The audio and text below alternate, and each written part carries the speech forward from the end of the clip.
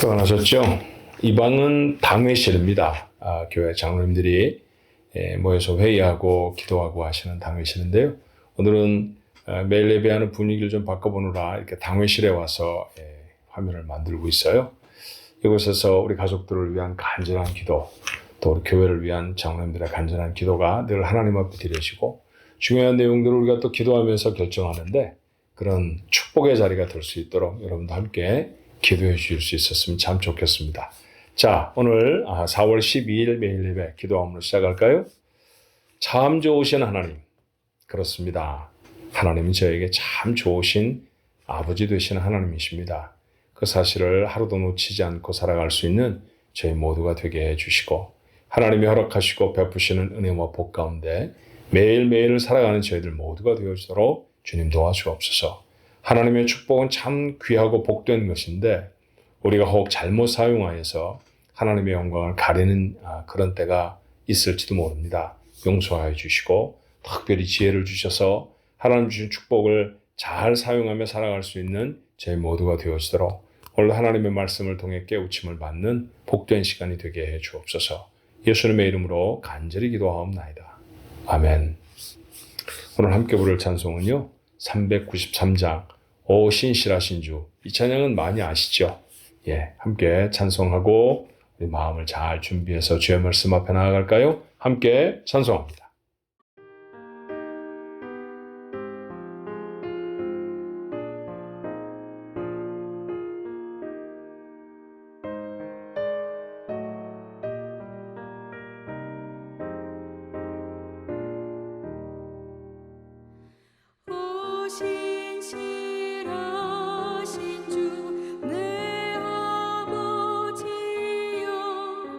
늘 함께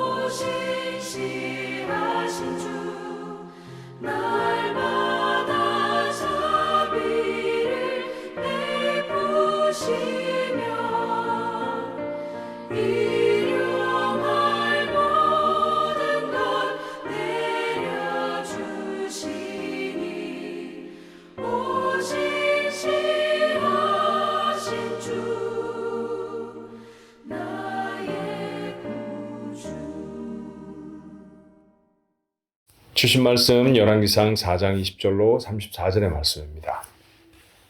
열왕기상 4장 20절로 34절 말씀 같이 한번 읽어볼까요? 유다와 이스라엘의 인구가 바닷가의 모래같이 많게 되매 먹고 마시며 즐거워하였으며 솔로몬이 그 강에서부터 블레셋 사람의 땅에 이르기까지와 애굽 지경에 미치기까지의 모든 나라를 다스림으로 솔로몬이 사는 동안에 그 나라들이 조공을 바쳐 섬겼더라. 솔로몬의 하루 음식은 가는 밀가루가 30고루요 굵은 밀가루가 60고루요 살진 소가 10마리요 초장의 소가 20마리요 양이 100마리이며 그 외 수사슴과 노루와 암사슴과 살진 새들이었더라. 솔로몬이 그 강 건너편을 딥사에서부터 가사까지 모두 그 강 건너편의 왕을 모두 다스리므로 그가 사방에 둘린 민족과 평화를 누렸으니 솔로몬이 사는 동안에 유다와 이스라엘이 단에서부터 부엘사바에 이르기까지 각기 포도나무 아래와 무화과 나무 아래에서 평안히 살았더라. 솔로몬의 병거의 말이 외양간이 4만이요 마병이 12,000명이며 그 지방 관장들은 각각 자기가 맡은 달에 솔로몬 왕과 왕의 상에 참여하는 모든 자를 위하여 먹을 것을 공급하여 부족함이 없게 하였으며 또 그들이 각기 직무를 따라 말과 준마에게 먹일 보리와 꼴을 그 말들이 있는 곳으로 가져왔더라. 하나님이 솔로몬에게 지혜와 총명을 심히 많이 주시고 또 넓은 마음을 주시되 바닷가의 모래같이 하시니 솔로몬의 지혜가 동쪽 모든 사람의 지혜와 애굽의 모든 지혜보다 뛰어난지라.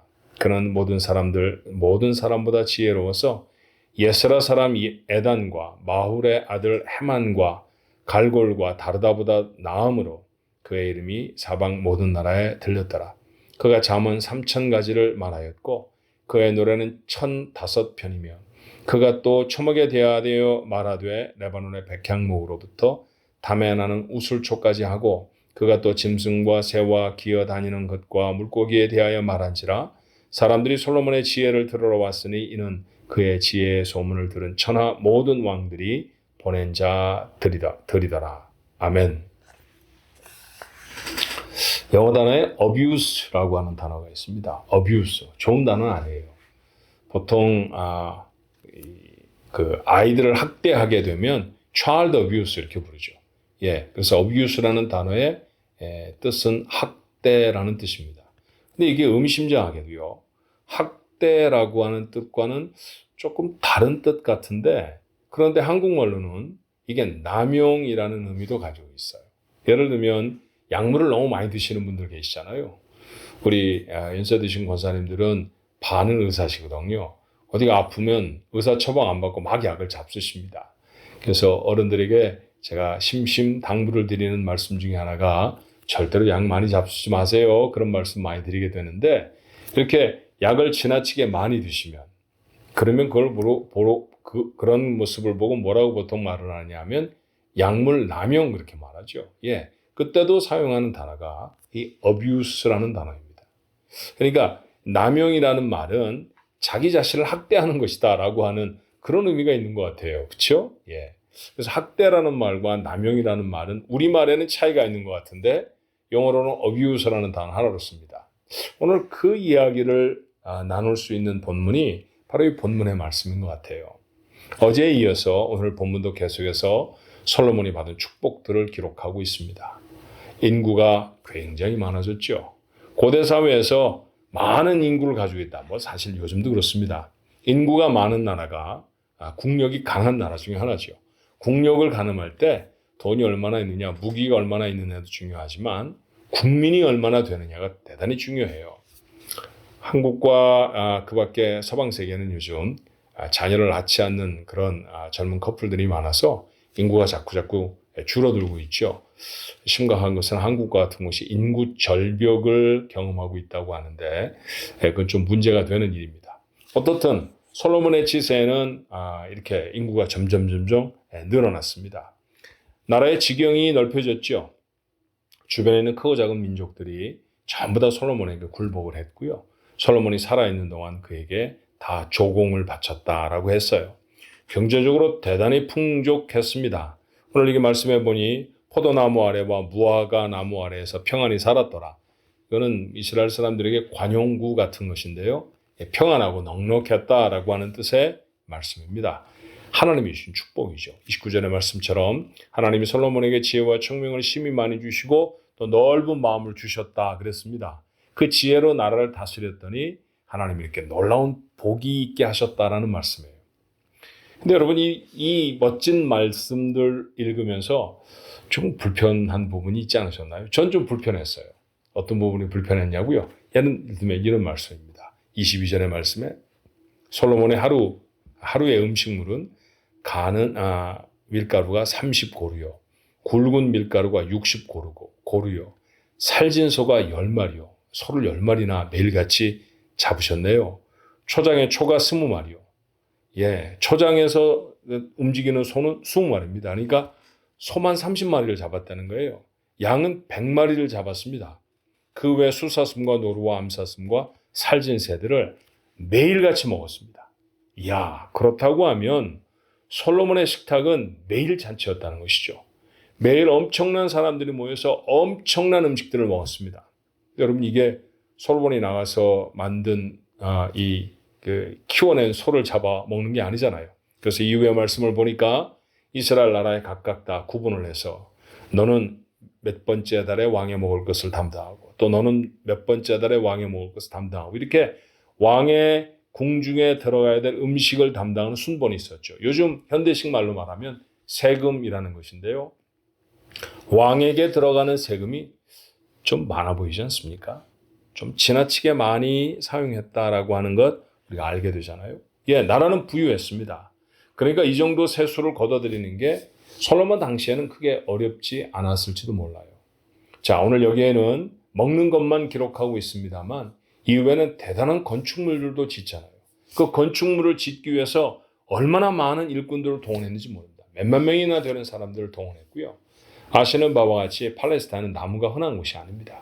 그 나무를 얻기 위해 레바논에 사람들을 보내서 그곳에서 벌목을 해서 그 나무를 가져오는데 수만 명의 사람들이 조를 짜서 한 달씩은 외국에 살면서 나무를 가져와야 되는 그런 어려움이 있었습니다. 그걸 상상을 해보아도 사람들 속에 불만이 차곡차곡 쌓이게 되지 않았을까요? 나라가 넓혀졌습니다. 그러니까 그들이 느끼는 부유함도 더 많아졌겠죠. 하지만 그들이 내는 세금과 그들이 종사해야 되는 그런 부담도 점점 갈수록 많아졌다는 거예요. 자, 이게 무슨 문제가 될까요? 솔로몬 당시에는 크게 문제가 되지 않았습니다. 그렇지만 솔로몬에 이어서 르호보암이 왕이 되어졌을 때 여로보암이라고 하는 이름이 비슷하지만 전혀 다른 사람이죠. 르호보암은 다윗의 왕가의 자손이지만 여로보암은 솔로몬의 치세에서 일하던 신하의 자녀입니다. 그 사람이 북쪽에 있는 10개의 지파들의 마음을 규합해서 우리 더 이상 못 내겠다. 앞으로도 만약 솔로몬처럼 많은 세금을 징수하면 우리는 당신을 왕으로 삼지 않겠습니다. 르호보암은 아버지 때 나라가 강력했던 것만 생각해서 무슨 말이냐? 내가 아버지보다 세금을 더 거두면 더 거뒀지 조금 거둘 것 같으냐? 이러면 큰 소리를 치다가 그만 나라가 절반으로 쪼개지고 말았어요. 사울, 다윗, 솔로몬 겨우 이 세 명의 왕이 통일 왕국을 유지했을 뿐입니다. 이후에는 나라가 4분열을 돼서 120년쯤 후에는요. 각각 한 40년씩 나라를 다스렸으니까 120년쯤 후에는 나라가 북쪽은 북왕국 이스라엘로 남쪽은 남왕국 유다로 나누어져서 또 몇백 년을 지내야 되는 그런 아픔의 역사가 바로 이스라엘의 역사였습니다. 분명히 솔로몬이 누리고 있는 것은 하나님이 주신 축복입니다. 그런데 그 축복을 제가 서두에 말씀드렸던 것처럼 abuse, 남용한 것 같지 않으세요? 그래요. 하나님 우리를 복 주시는 분이시지만 우리가 주의해야 할 것은 하나님이 주신 축복이 남용되고 있지 않은가를 점검해야 하는 것입니다. 성경은 그런 기록들을 참 많이 하고 있습니다. 아담과 하와의 경우도 그랬죠. 선악을 알게 하는 나무를 두고 절대로 먹지 말아라. 만약에 하나님이 그들에게 자유의지를 주지 않으셨다고 하면 처음부터 만들지 않으셨을 거예요. 하나님이 명령하는 것만 따라 살도록 그들을 아예 프로그래밍, 세팅해 놓으셨을 것입니다. 요즘 AI 같은 것들이 발달해서 우리는 그런 것에 익숙하지요. 로봇을 만들어 놓고 그 로봇이 사람이 원하는 대로 움직이도록 그 머릿속에 프로그래밍하면 그 로봇은 다른 일을 하지 않습니다. 그것만 하게 만들어지는 것이죠. 하나님이 사람을 그렇게 지으신 건 아니잖아요. 그렇죠? 자유의지라고 하는 축복을 가졌습니다. 그런데 그렇게 주신 축복을 아담과 하와는 어떻게 사용했나요? 하나님을 배반하는 데 사용합니다. 축복을 어뷰즈한 거죠. 축복을 남용해버린 것이죠. 언어가 하나였던 시절의 사람들은 얼마나 좋았을까요? 우리가 공부를 하면서 어떤 것들을 무엇인가를 학습하며 살아가야 하는데요. 그 학습 중에 가장 노력을 많이 기울여야 하는 학습의 내용이 있다면 외국어를 습득하는 것입니다. 우리는 미국에 와 사는 한인들이 중심이 되어 있죠. 살아가면서 가장 어려운 것이 무엇이냐? 공통적으로 다 말할 겁니다. 영어를 말하는 게 쉽지를 않아요. 그렇죠? 이 땅에 살아가면서 이 땅의 주된 언어인 영어를 우리가 사용하고 있던 한국말과 다른 언어를 배우고 그 말을 익숙하게 사용한다는 것은 적지 않은 노력을 기울여야 합니다. 이런 일들이 어떻게 생겼을까요?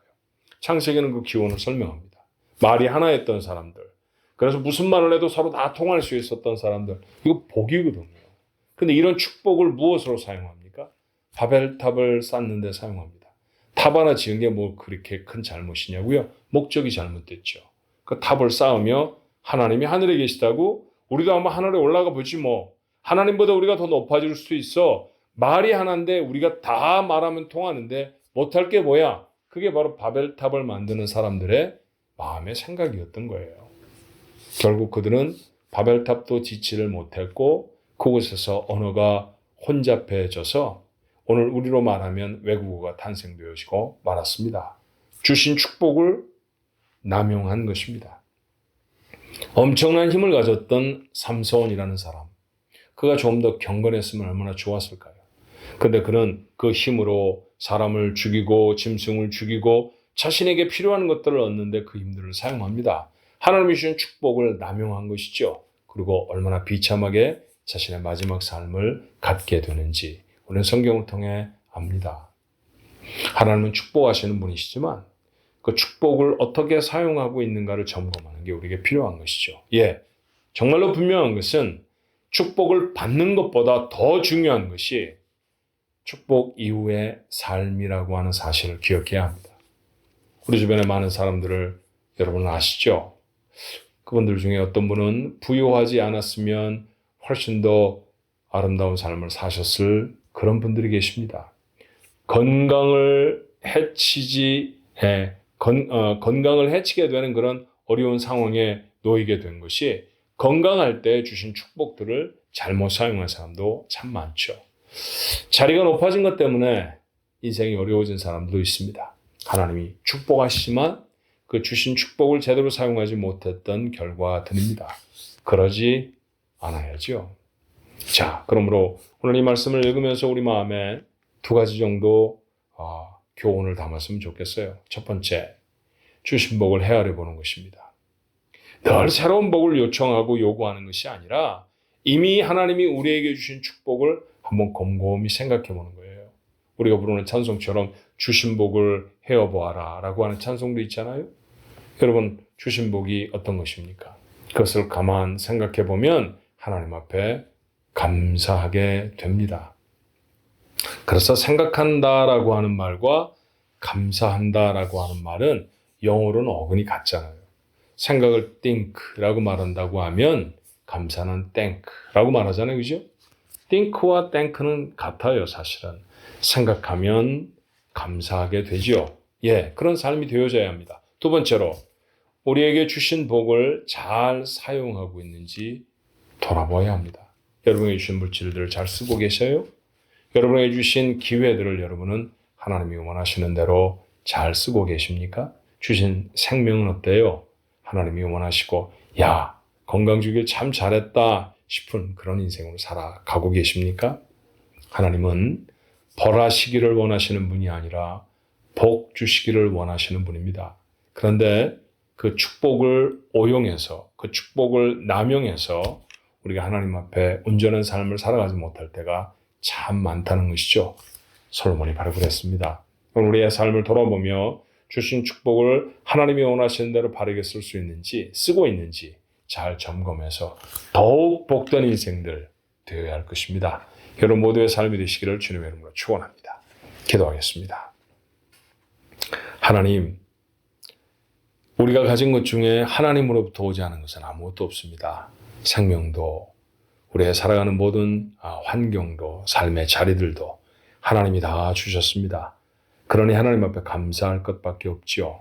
하지만 주신 이 축복들로 우리가 혹 하나님 앞에 범죄하며 살아가는 것은 아닙니까? 넉넉하고 여유 있는 삶을 주셔서 기도를 잃어버리거나 예배의 자리를 잃어버리는 사람들이 종종 있습니다. 건강을 주셨더니 그 건강으로 하나님께 영광을 돌리는 것이 아니라 죄악된 데 사용하는 데 더 부지런하는 그런 사람들도 우리 주변에 참 많지요. 아버지 하나님, 허락하신 축복만을 간구할 것이 아니라 이미 주신 축복을 어떻게 사용하고 있는지 돌아보게 하시고 이미 주신 축복을 잘 사용할 수 있도록 저희에게 지혜를 허락해 주시옵소서. 하나님 우리를 복되게 하시는 분인 줄로 믿습니다. 아버지 하나님, 늘 복에 배가 고파서 살아가는 사람이 아니라 주신 축복을 감사하며 하나님 앞에 넉넉한 자숙하는 인생이 되어지도록 우리의 믿음의 분량을 넓혀 주시옵시기를 간절히 원합니다. 오늘 한 날도 주신 바 축복을 하나님 앞에 잘 사용할 수 있는 지혜로운 우리 가족들 모두가 되게 하시기를 소원하옵고 예수님의 이름으로 간절히 기도하옵나이다. 아멘.